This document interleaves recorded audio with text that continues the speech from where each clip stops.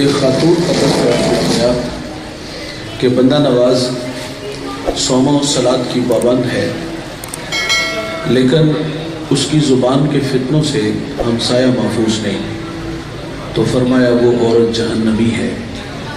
میرے نبی فرماتے ہیں گھر خریدنے سے پہلے ہمسایہ اور سفر کرنے سے پہلے ہم سفر دیکھ لیا کرو۔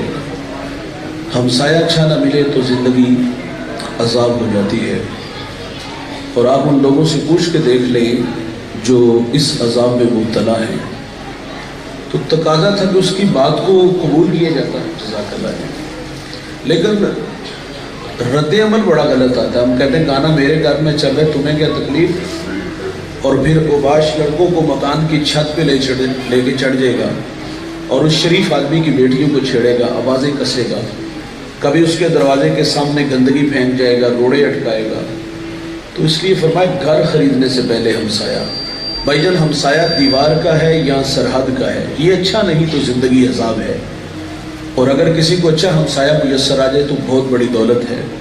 ابو حمزہ ایک بہت بڑے محدث گزرے ہیں، ان کے بارے میں مشہور تھا، لوگ کہتے تھے یہ نشہ بیچتے ہیں۔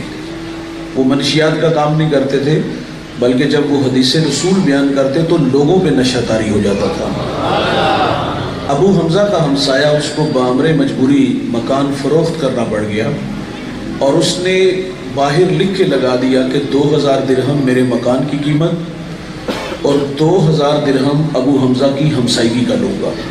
تو لوگوں کی ایک لمبی لائن لگ گئی 4000 دینار دینے کے لیے، اور جب ابو حمزہ کو پتہ چلا کہ میرا ہمسایہ، میرا گوانڈی مکان بیچ کے یہاں سے جا رہا ہے، تو آپ نے خادم کو 4000 دینار دیے، فرمایا جلدی جاؤ اور یہ میرے ہمسائے کو دے آؤ، اور اسے کہنا کہ یہ ویسے ہی رکھ لو لیکن مجھے چھوڑ کے نہ جانا۔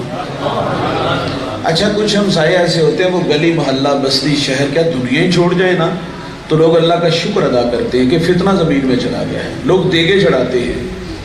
تذکرہ خاتون کا ہے، نمازیں بھی ہیں، روزے بھی ہیں، لیکن زبان کا زہر کوبرا سانپ سے بھی زہریلا ہے، تو فرمایا جہنمی ہے۔ اسی طرح ایک اور عورت کا تذکرہ کیا گیا کہ معمول کی نمازیں، معمول کے روزے، لیکن ہمسایہ بڑا مطمئن ہے، تو میرے نبی فرماتے ہیں وہ عورت جنتی ہے۔